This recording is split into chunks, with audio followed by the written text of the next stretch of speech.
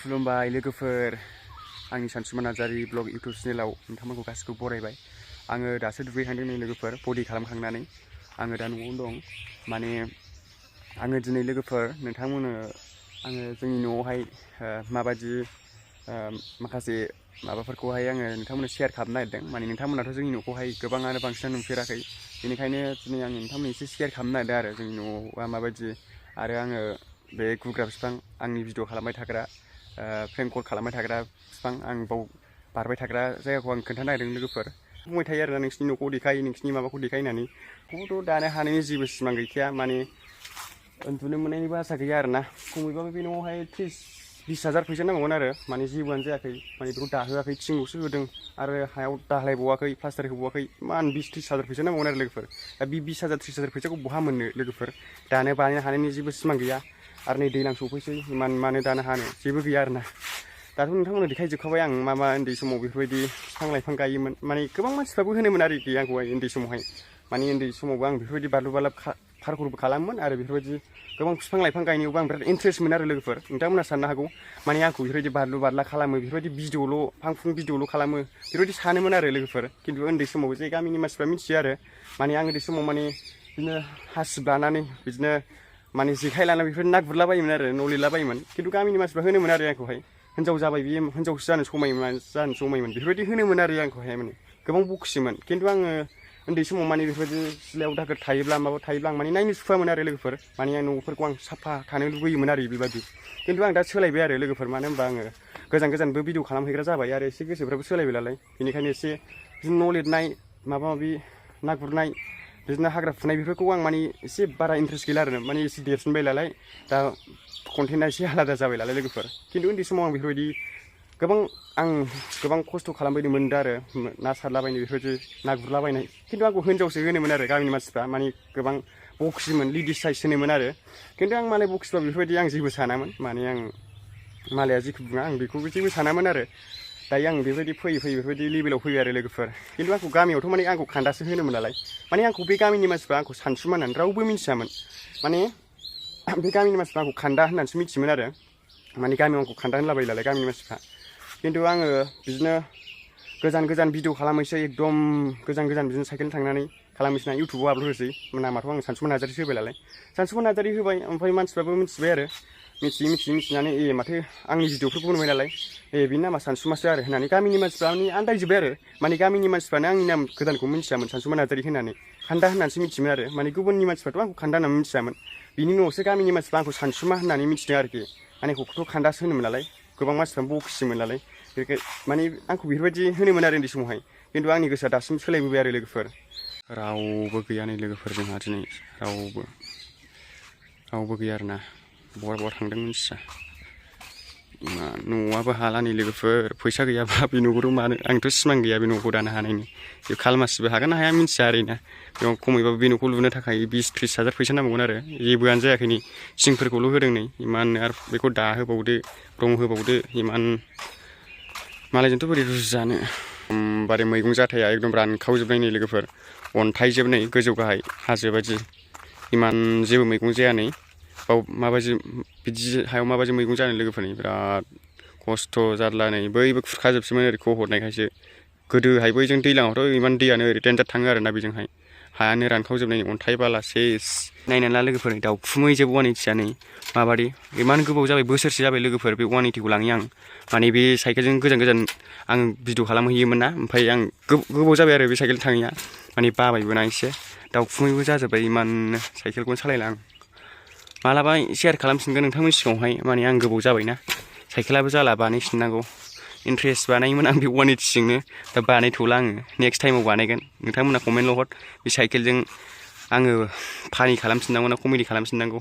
क'क्राझार गौरां बेंटल बे साइकेलजोंनो थाङोमोन आङो इमान लोगोफोर, जेबो प्रब्लेम जाफेराखै बे साइकेलजों आङो। होमबाबो बेफोरबायदि नोंथांमोननि सिगाङाव आङो शेयार्स खालामनो हादों आरो बे 180 साइकेलजोंहाय। 180 होनबाथाय नाम मोना लोगोफोर। बे लिसु बिफाङाव माने आं गोबां भिडिअ खालामो, नोंथांमोना नुबाय थाखायो। माने आं बे लिसु बिफाङावनो माने खारखोनानै एगजाम होनायखौ आं बावनो फार्स्ट टाइम रोंजेनदों आरो लोगोफोर। आङो जेब्ला क्लास 4 ना 5मोन आं बावहाय फार्स्ट टाइम माने आं बे बिफाङाव खारखोनानै बेगजामखौ रोंग्रोदो आरो आं जेरावबो रोंगोराखै खारखोना होनायखौ बिफाङाव खारखोनायखौ आं बेयावनो फार्स्ट रोंजेनदों आरो लोगोफोर बे लिसु बिफाङावनो ओमफ्राय लिसु बिफाङाबो जा मोजांखा नै गाना होनो इमान मोजां नै आं बावनो होयोमोन आरो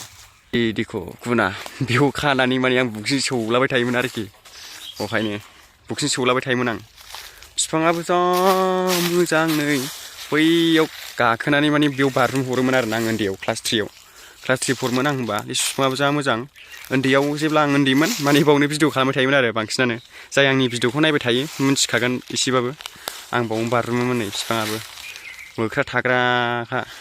इमान गोरा हायाबो नै आं दा ओंखायनो बाव सोलोंला लोगोफोर दाबायदियाव लोगोफोर बे गय बागाना जोंनिजोबमोनब्ला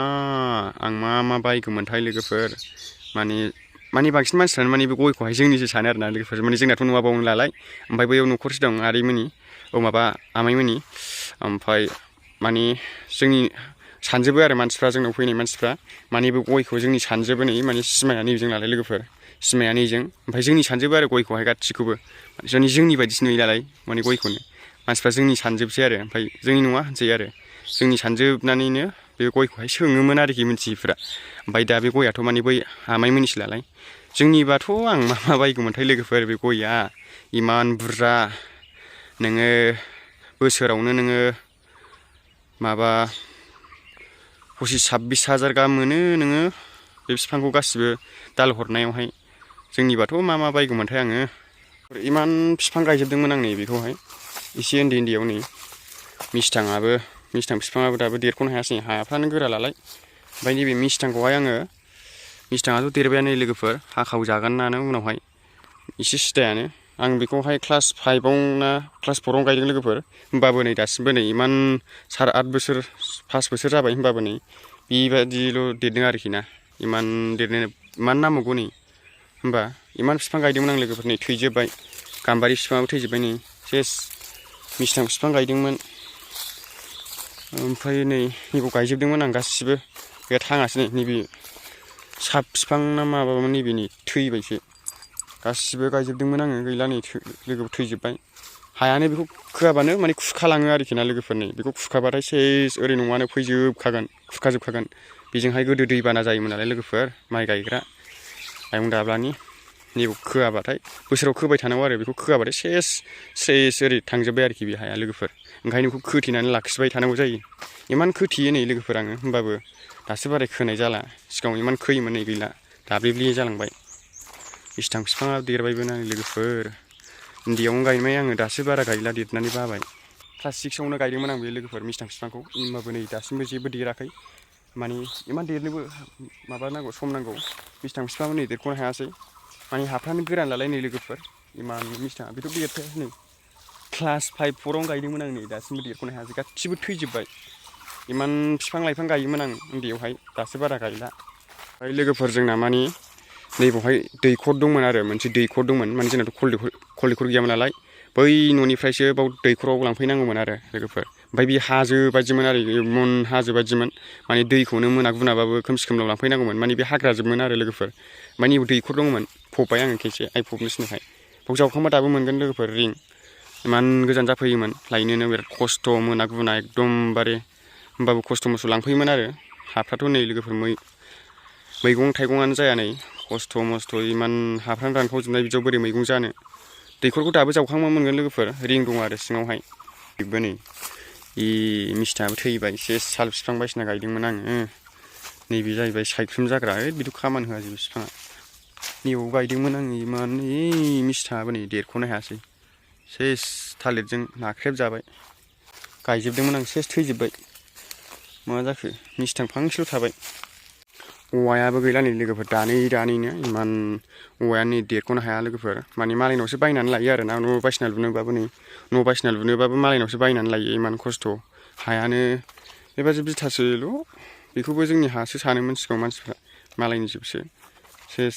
माने मिस्थाङा मारै जाखो नै खहेनो आं सानखादों बे मिस्थाङा खहे जागोन होननानै नै गायनायावनो सानखाथारदोंमोन आं इमान नालाय आं क्लास 6आवनो गायनायानो दासिमबो बेबादि गिदा जानानै थाबाय नै मा जाखो बेलाय ना एवजायो ना मा जायो बेजोंना थांजायो मिस्थाङा नालाय गिदा जागोन सानखाथारदोंमोन बे मिस्थांखौ जामारबाय गिदा जारलालै बन जानायाव सोलिसिगोन बे मिस्थाङाबो नै गैयानो देरख'नो हाथायासै हायानो गोरानजोबलालाय सेस खुरखालांजोब्बाय गासिबो मा थांनो हानांगौ नै सफारिबो गायदोंमोन आं गैला मा जानोसै नै बिजोबो नै मिस्थाङा बे मिस्थाङाखि देरगोन फा नै औवा बारियाव बिबोरै जौनांगौ बेलाय मा जानांगौ बे इमान बिफां गायजोबदोंमोन आं गैया नै थांजोबासै थैजोब्बाय गासिबो मा जाखिसै बेलाय बेना थैजोब्बाय नै मिस्थां फांसेल' थाबाय अमाया नै लोगोफोर माबादि अमा फिसिनाया देरख'नो हायासै नै इमान फसार बायसिना मोनजायो होमबाबो नै अमायानो देरख'नो हाया इमान हाफोरखौ नायदो नै लोगोफोर जोंनि हाखौ माबादि अबस्था ओरै खुरखाजोब्बाथाय सेस आरोना बैजोंहाय दैबाना जाबाथाय सेस सिगाङाव दैबाना जायोमोन माने माइ गायग्रासो जाबाय आरो फबसिनजोबलांबाय ओमफ्राय मैगं जाथाया नै इमान बेबायदि हाफोरा मैगं जाथाया नै दैज्लाङावल' खुनुरुखुम मैगं थाइगं मोनजायो आरोखि इमान जेबो मोनजाया अह' नै नालेंखरा अमा खानानै फोथैसिगोनसो नै नालाय सिगाङावनो गायदोंमोन बे नालेंखर थैहोजोबसिगोनसो मिस्थांखौ नाय बनाव सोलिसिगोन बे गेदानानो मा जाखिसै बेलाय मिस्थां इमान गायबाय नै थैजोब्बाय मा जाखो बे नालेंखर हासार होआबाथ' थैखागोन बे नालेंखरा गैला बे गायस्लायाबाथायबो जाला लोगोफोर नै दा सबाय बिमा बायदिसिना गायबाय आरो ओमफ्राय माने दैज्लाङावथ' एसे मोनजायो नालाय मेसेङावथ' मोनजाखाया खुनु हाफ्रानो रानखावजोबखायो नै एसे दैज्लांबाथाय मोनजाहैबाय आरो सबाय बिमा बिदिनो भिन्दि लाव बायदिसिनाबा एसे एनै मोनजागोन आरोखि खिन्थु मेसेंबा मोनजाथाया नै दा दैज्लाङाव नै एसे एनै मोनजागोन आरो बे सबाय बिमाफोरखौहाय बेफोरबायदि मेसेङावथ' मोनजाखाया नै मैथा मोनजागोन ओमफ्राय दाबायदियाव मा मोननो जेबो गैला नै इमाननो नोंथांमोनाथ' एसेबाबो मिथिखाबाय माने आं नोंथांमोननो एसे एनै शेयार खालामबाय आरो माखासे माबाफोरखौ एसे शेयार खालामबावसै मा दं मा गैया लोगोफोर आरो आं दा माने आंनि जे बारलु बाला खालामग्रा बिफां माने गुग्रा बिफां माने फ्रेंकखौ खालामग्रा आं बेखौ नोंथांमोननो खोन्थानो नागिरदों आरो शेयार खालामनो नागिरदों बेसे गोजानाव जायो जोंनि न'नि